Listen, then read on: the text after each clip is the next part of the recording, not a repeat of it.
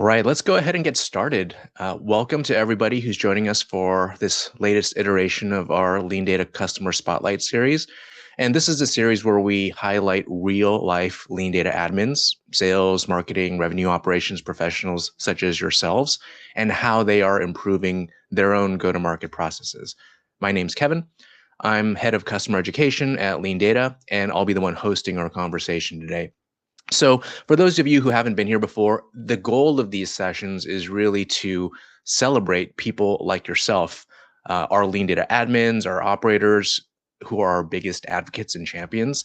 But we also want to pull back the curtains a little bit so that you can see the different ways that others with similar roles to yours are finding success with LeanData, and hopefully spark some ideas, provide some inspiration that you can take and then you can start building at your own organization. So before we dive in, I just do want to cover a few sort of logistical housekeeping items. Firstly, I want to highlight a few upcoming events.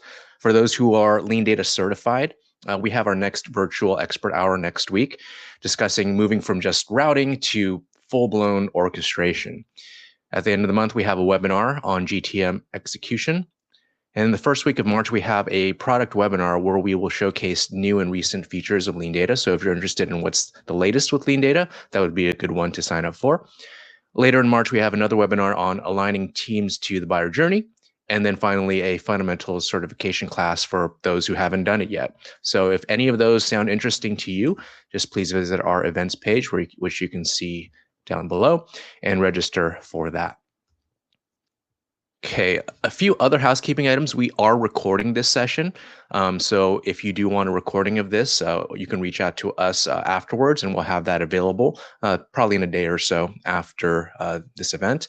And also, if you have any questions, please use the Q&A panel that you should see in your interface there to submit any questions. We'll do our best to answer them. But if there are any that we can't get to, then we'll follow up with you afterwards. And also use the chat feature. We like to, see some engagement with the things that we're hearing today. So if there's something that resonates with you, then please feel free to use the chat feature to engage with that. Okay, well, today I am excited to welcome Dan Roth from Veeam. So I'll go ahead and invite Dan onto the stage here. And Dan, if you could maybe share a little bit about yourself, your role, and tell us a little bit about Veeam. Hello, Kevin. Thank you for having me. I've been working at Veeam for the past 7 years now, only in marketing automation, and my background is around 10 in total, working with different platforms around marketing automation. And most recently, we've been experimenting and building this buying group model that we've built with the help of LeanData, and of course, our marketing automation platform.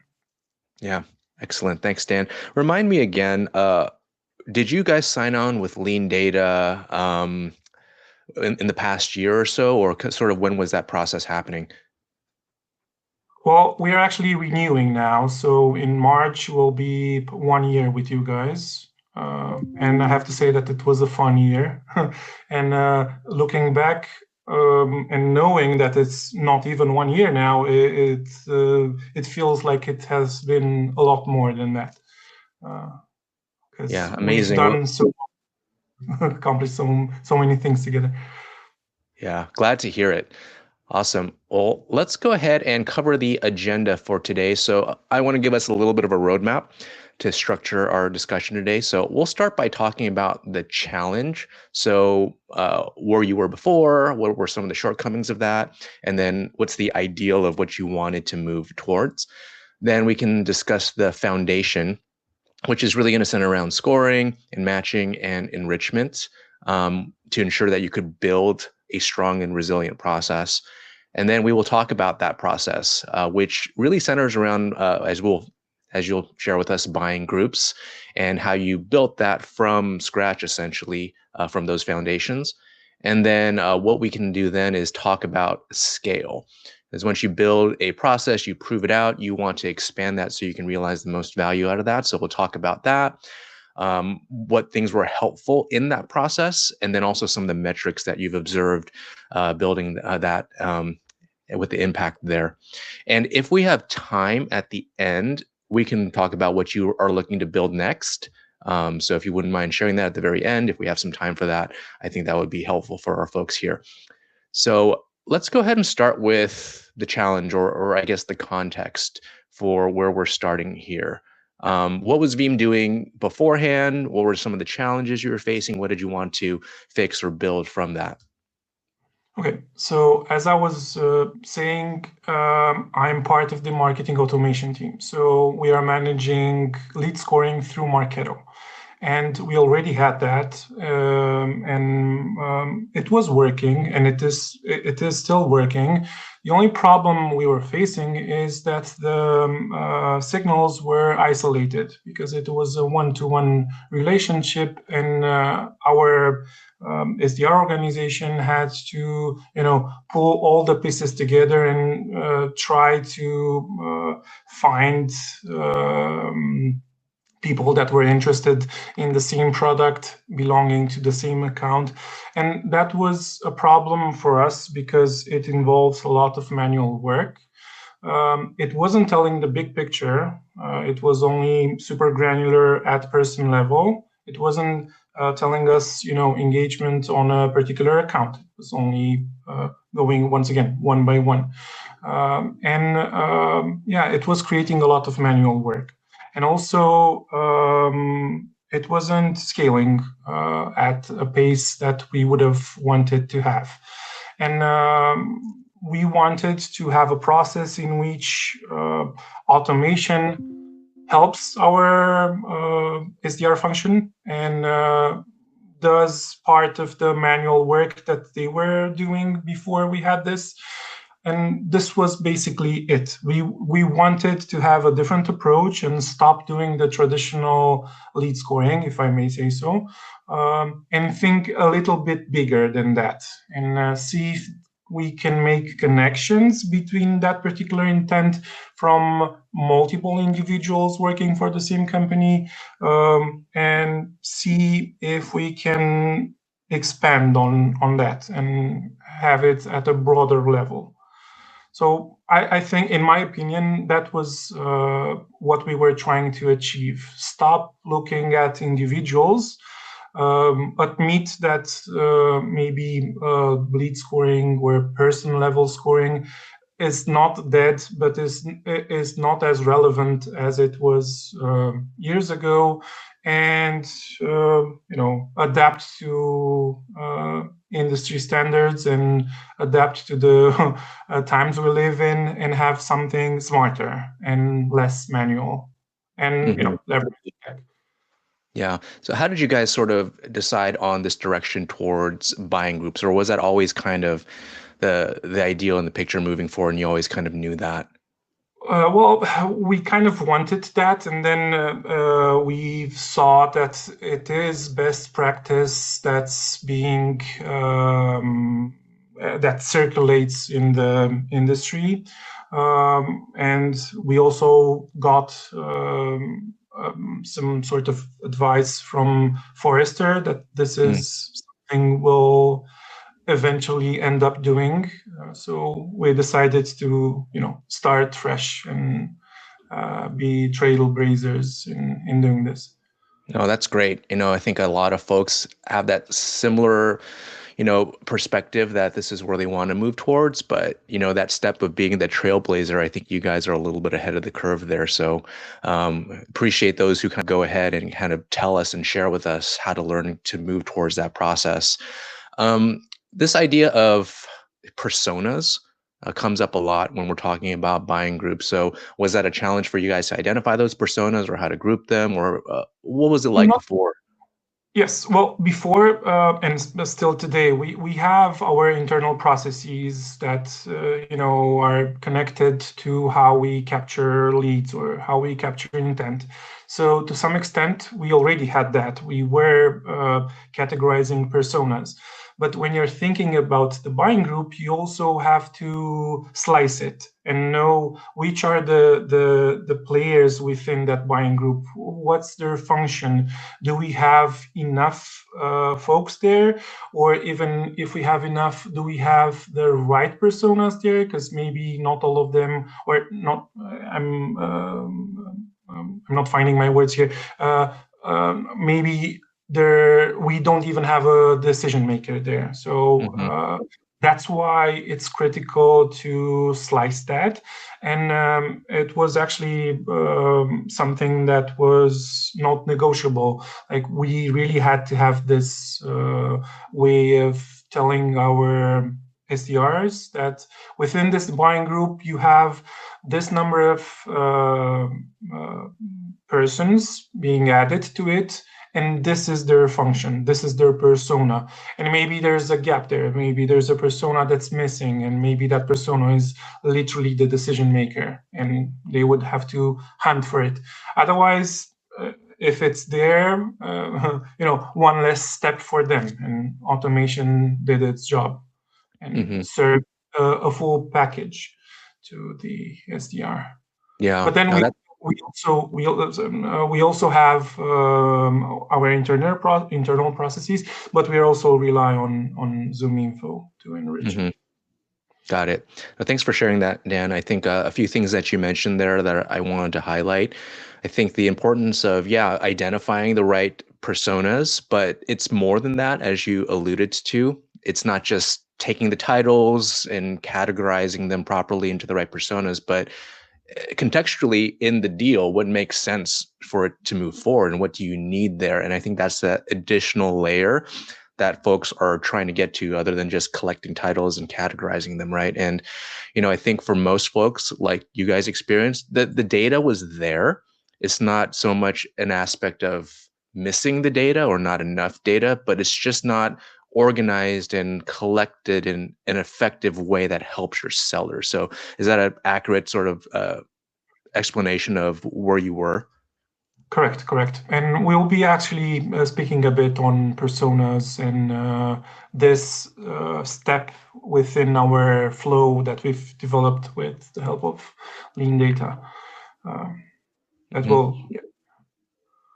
Absolutely. Yeah. I mean, getting signals cost money, right? So the solution isn't always just getting more and more signals, but it's a kind of a wasted effort if you're not utilizing the signals that you are getting effectively, and there's just a lot of disjointed efforts. So so that pretty much sets the context and foundation of where kind of things were. But let's move into talking about the foundation. You didn't just jump into building a system, but there are certain things that you wanted to ensure were kind of in a good place before you could really build that. So could you talk about that?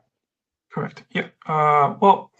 First of all, LeanData actually helped us organize ourselves better. And firstly, we wanted to start on a clean slate with accurate data and have it as close as possible to perfection from the beginning. And with this being said, that meant we were careful with lead deduplication. We did not want to create duplicates, so LeanData is helping us achieve this. And within the graph where deduplication, we are trying to make sure that certain fields that are critical for our business are not overridden. So it's a tango there between fields on the new record and fields on the old record. And in some occasions, we're keeping the one on the old record, and in other occasions, we're keeping the one from the new record. So that's something we've orchestrated with LeanData. And it was literally when I stepped in, and I remember when we started building this, and at first I thought that it will be so complicated, but in the end it wasn't that complicated, even though if you're looking now at the graph, at first it will scare you a bit because it's a long graph for this particular function, but everything makes sense here. And it's literally what I was mentioning. We are making sure that in some occasions we're keeping the value of the old record. In some occasions we're keeping the value of the new record. So this was our first step in building the buying group. And at first it might sound strange because it's lead and it's so further down the line, where it's at the beginning of the process, that you can't necessarily see the connection between this and buying groups. But for us, it was critical because we did not want to lose faith when we'll have the end result. And when I mean lose faith, I mean SDRs and our stakeholders losing faith in the process. We wanted to have it right from the beginning. And with this was the first step, and the next step was actually, making sure that we are converting onto the correct account. And this was another cool feature that LeanData had to offer. And I'm guessing people already know about your fuzzy matching logic. That's something we are using whenever there's no, one-to-one match between the company of the lead and the accounts that we're having. And what we wanted to achieve with this was to make sure that we are converting onto the correct account, because every company has its own hierarchy of accounts and its own structure for accounts. For example, in our scenario, if the account is a partner account, we are no longer continuing the process. We are just converting, but there's no buying group for that particular scenario. And yeah, these were the first two steps. And we also had the persona building part within the first steps. And you've already mentioned it. We kind of already went into that topic, but it's literally what you were mentioning. We have our internal processes with our internal fields that we are populating, and we're taking those into account. And then there's ZoomInfo enrich. And the way we are actually doing it is, if we have enough data on our own, we're taking the data there, and it's basically categorizing off of that data, or we are using ZoomInfo enriched data to basically do the same thing and categorize the persona, which will be important later on when we'll actually end with the buying group being built. Yeah. Great. So just to kind of work backwards there, that last point you made about, so the data for the persona building you're getting from enrichment sources, things like that, your internal processes. So just building out who those personas are is leveraging the processes that you already had in place.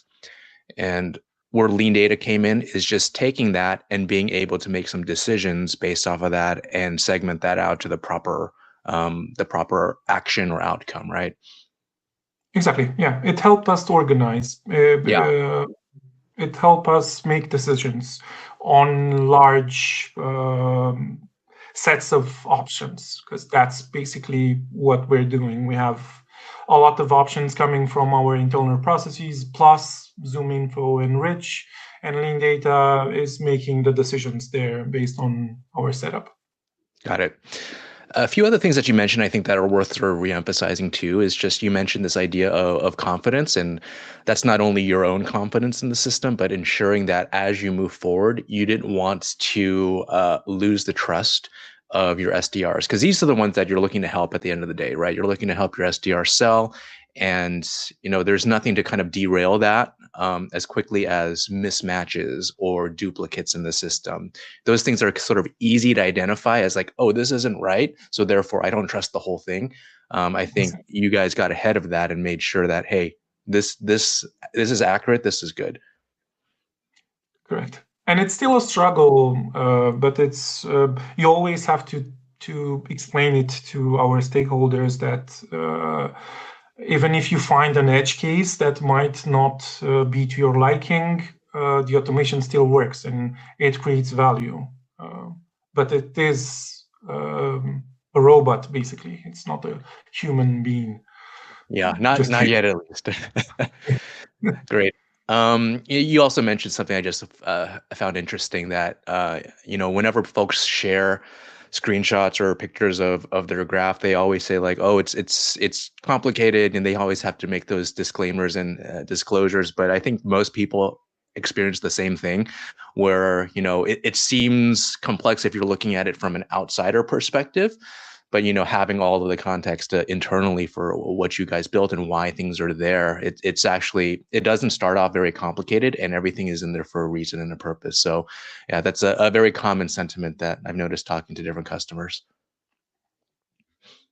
Okay, let's move on to our next segment, and I'm assuming we'll spend the most time here because there are most of the details around the actual building of the process. So we've set the foundations, we built that trust and confidence as far as data accuracy is concerned.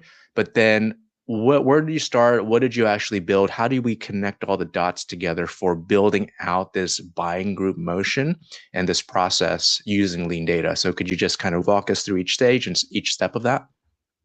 Yeah. Well, this is the part that excites me the most. And it's pretty straightforward. We already have contacts that were created by LeanData. We already know their persona.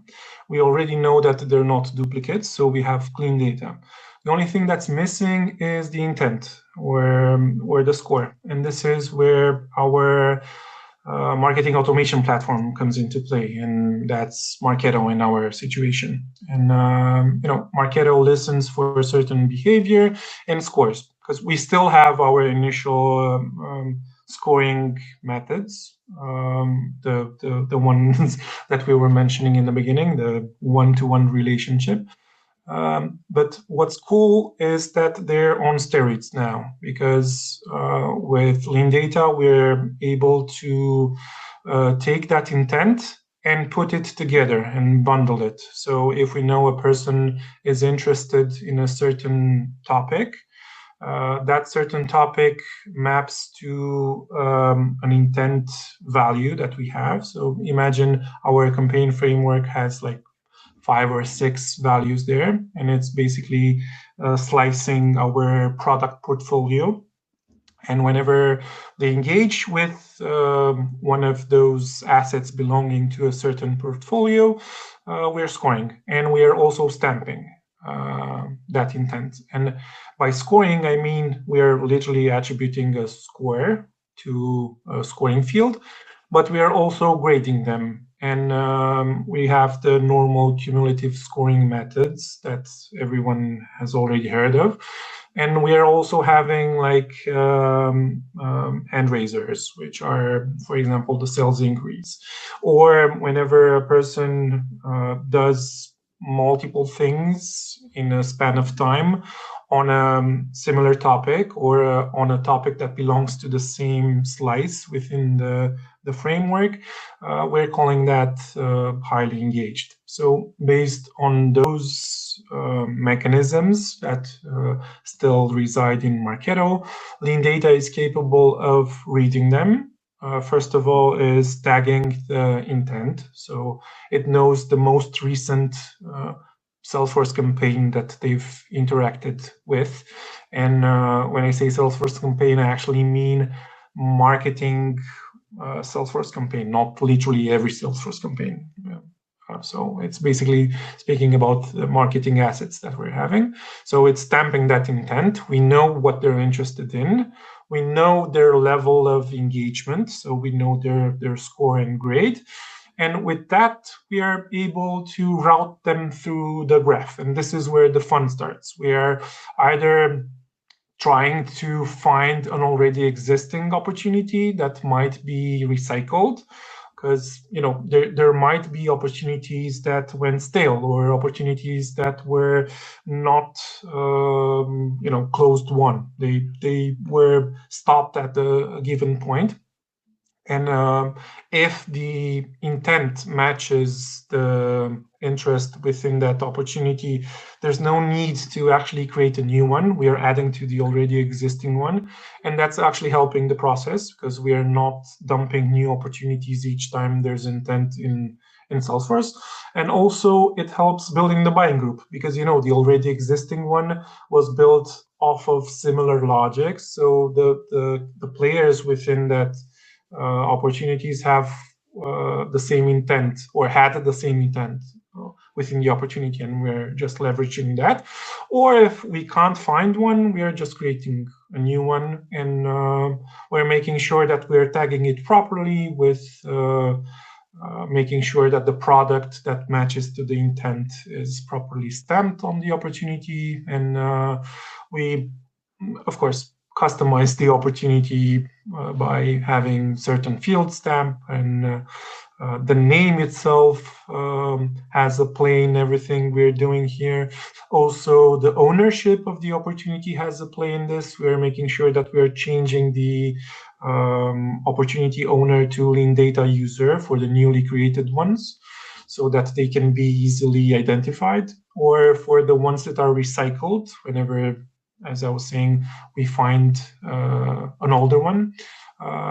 We have a set of rules in place to notify our SDRs or the sellers, and that's basically done through Chatter. And that's another node that we're using, and that's another functionality that we're leveraging with LeanData.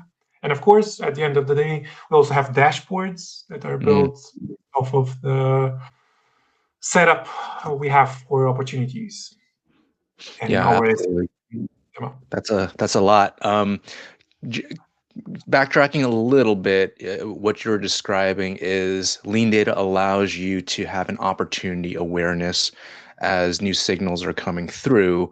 And if those new signals sort of fit into an existing active deal cycle, or whether it warrants, creating a new one, and you're able to use LeanData for that. What do you guys do about a situation where you do have an opportunity, but it's kind of a stale opportunity? It went cold. Do you kind of treat that as a new opportunity, or you treat that as sort of like some version of a continuation there? We refresh it, but it depends because, there are different stages on opportunities, and up to a certain stage, if it exists and it hasn't crossed a certain stage, we will basically refresh it, because as I was saying, it's good for us. The buying group only gets bigger because it means that it meets all the criteria that we're looking for. The intent is there, and it's the same intent as the opportunity was showing. And yeah, we're recycling. But if not, if we can't find one, or we can find one, but it's past a certain stage, we don't want to touch it. We want to leave it alone, and we'll literally create a new one. Okay, got it. As far as you talked about this idea of segmentation based on, a combination of score, intent, and those things, are any of those tied with like a specific SLA or time to action requirement? You want certain level of intent to be followed up with a certain time frame, and do all of your different signals have an SLA tied to it, or is it kind of some do and some don't, or escalating in some way? No, they do. And, the most important grade that we're having, when I was mentioning that we are grading our marketing signals, has an SLA of 3 hours. And it's literally whenever someone literally raises their hand and says that they want to be contacted by sales. And then we have different SLAs that go to up to 24 hours when the intent is there and it's hot, but they haven't raised their hand. And of course, that has a play within the logic here. And I won't go into details, but each opportunity, has, first of all, stages, and then we also have a set of different other fields that have a say in it. And we're stamping those fields with with the help of LeanData based on, it's not literally the SLA, so we are not stamping the SLA there, but there are indicators or markers that correspond to certain SLAs. And what I forgot to mention is that for the recycled ones, we are also progressing them because they might be at the initial stage and the intent that's coming in, and we are adding that person to that lower in stage opportunity because of this new opportunity contact role being added, and the intent of the individual not being as close to the stage of the opportunity. We also progress the opportunity. So we are doing a lot of cool things with LeanData in terms of opportunity dynamics. Yeah, very, very contextual, very, very customizable based on the different factors that we have there that are all kind of interplaying together. A question more about like the actual construction of the buying groups. Is it more of a quantity of contact roles you're looking for? Is it the presence of certain key roles on that you need, or I'm assuming kind of both of them? How do you kind of think through that and structure that? It's both, and we are having basically different targets in mind for the number of buying group members. Whenever we are judging it from the account type or segment perspective. So, of course, for SMBs, it can be only one person, but then when we go deeper and we end up with enterprise, of course, we have rules that have a certain number of opportunity contact roles needed for the buying group to be complete. And of course, also the persona is critical. We need to have at least a couple of personas present there for the buying group to be considered ideal and ready to go. Mm-hmm. Yeah, absolutely.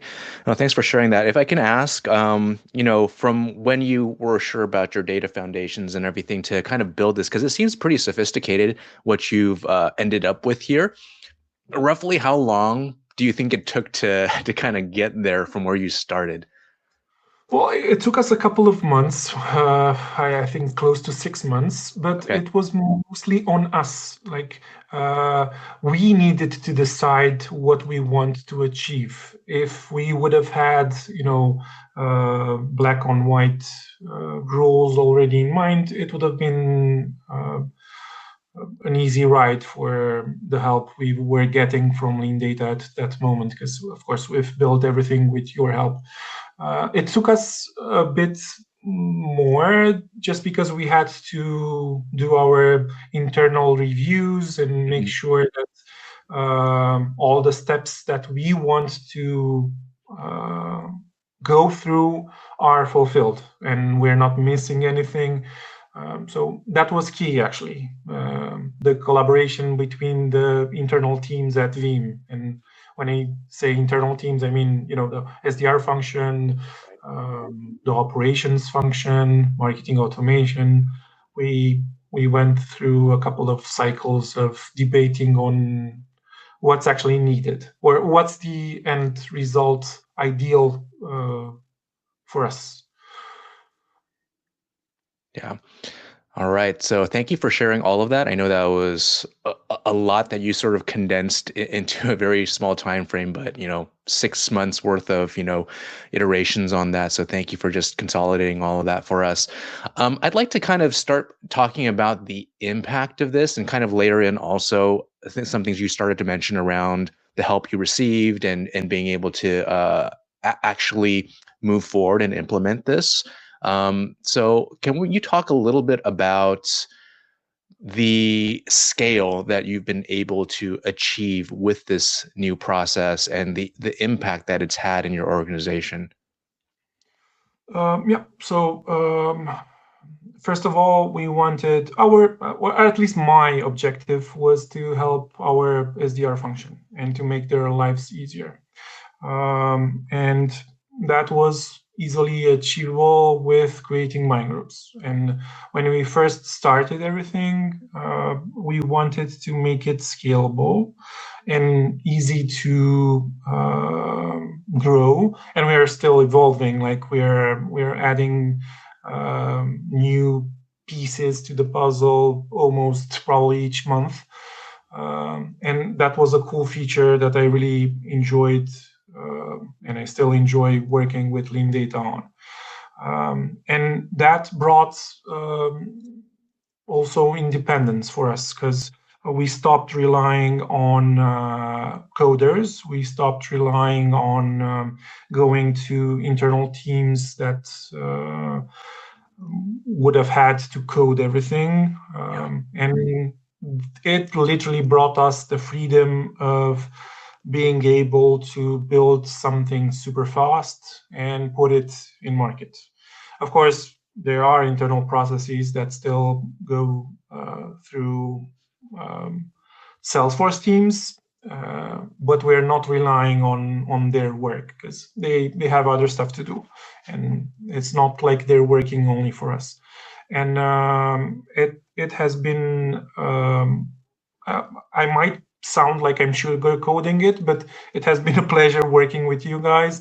And I had a couple of moments where I thought, well, this will be super complicated and I don't know how we'll be able to fix this. Like, I was literally worrying. But then it was Michael in the beginning, and then Nina always came up with a easy solution, like, oh, that's not actually a problem. It's easy to do. Yeah, absolutely. I'm glad you mentioned that, simply because a lot of folks come at these problems and they may seem oversized, and then they're big problems that we're looking to solve. But the members of our team have seen, your instance and many others' instances. So a lot of the same patterns emerge and a lot of the same issues. So they've kind of been through that before, and they know how to organize things and structure things to handle those particular problems. So I'm glad you mentioned that.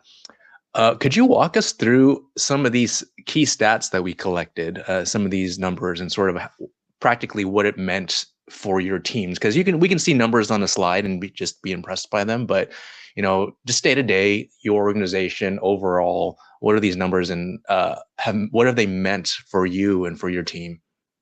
Well, first of all, it meant a lot of manual work no longer on the table. Because first of all, LeanData was able to help us with auto converting.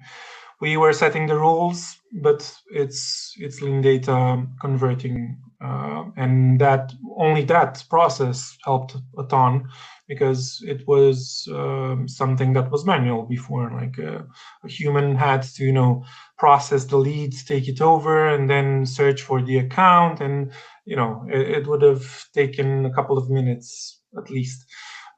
So that was our first win.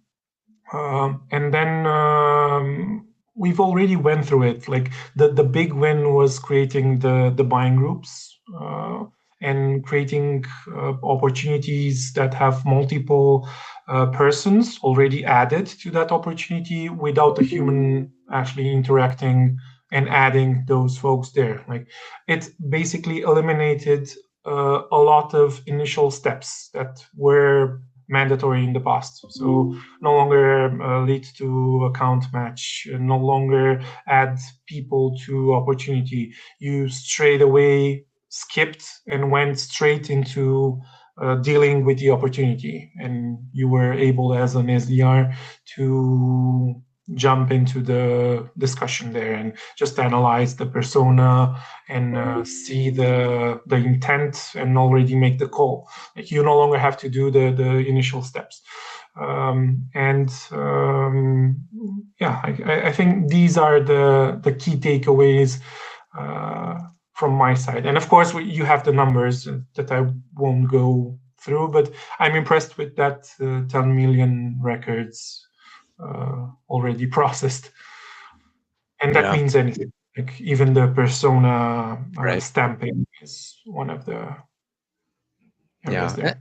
And that's a key point, right? All of these transactions are automated for you and they count. It's not like if there's no reassignment happening, that it doesn't count, but all of these are contributing to a streamlined, automated system for you. And, I think something to just kind of pull out from this, as you have described this process of building buying groups, I think the opportunity contact role functionality of Salesforce is so useful, but underutilized, just because it's when it's a manual process, it's inconsistent and unreliable. And if it's inconsistent and reliable, why would you use it? Why can you trust it? But you guys having built out automations around that really unlocks what it's meant to be for, and really enables your sellers to have that context and have the information that they need to do their jobs. And automation takes something that was well intended, having this particular connection, this opportunity contact role, and turns into what it should be. I fully agree. All right. So you've built something really impressive here, but I know you're not done, that you're looking to do more. So if possible, could you share a little bit about maybe what's next, what you're looking to do, some ideas that you have? Fun fact is that with building this process with LeanData, it kind of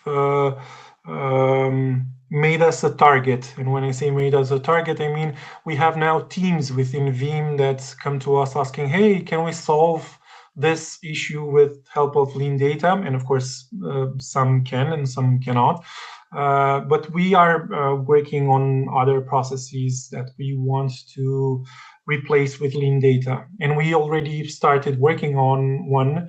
There was a process in Marketo and in Salesforce. So it was part marketing automation platform, part CRM, that we moved to LeanData. And it's in the lines of categorizing intent. So we are already working on that.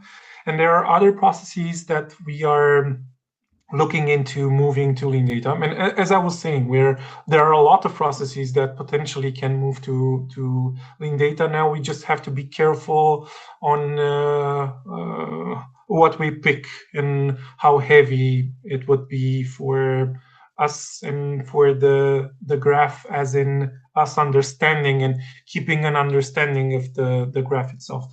We have another scenario in which there are some tasks that are created, manually created, and then someone else picks that task and has to go through a process of creating opportunities, for example. It has nothing to do with buying groups. It's a completely different topic. And we want to automate that with LeanData, and we can automate that with LeanData. It's just a matter of time. And we'll basically listen for a particular action happening in Salesforce, and based off of it, further on, we'll be creating opportunities.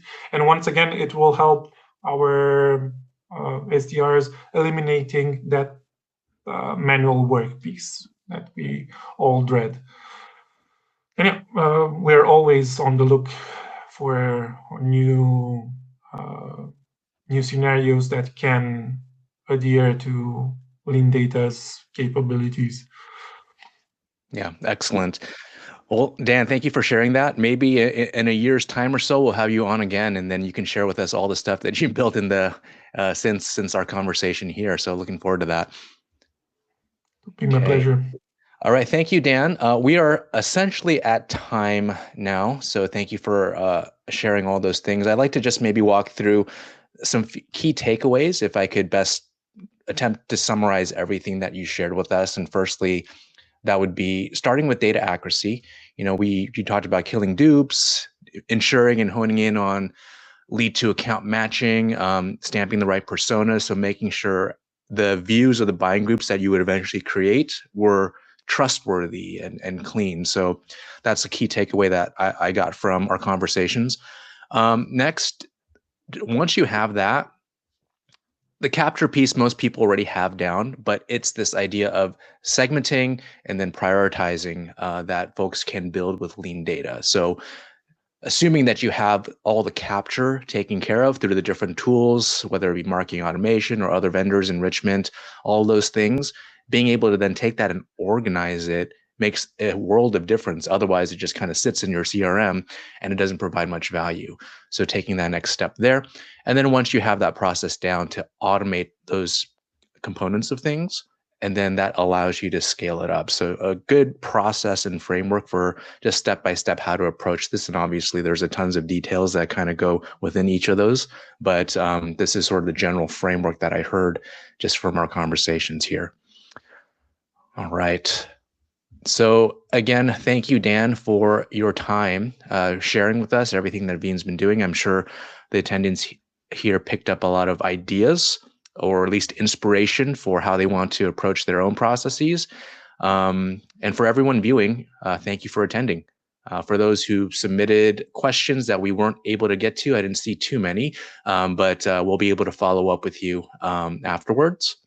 So just be on the lookout for a follow-up email, and we should have a recording available if you would desire that. So with that, I'll let you all go. I know your time is valuable, but thanks for spending about 45 minutes with us. And thank you, Dan, once again, for being on with us today.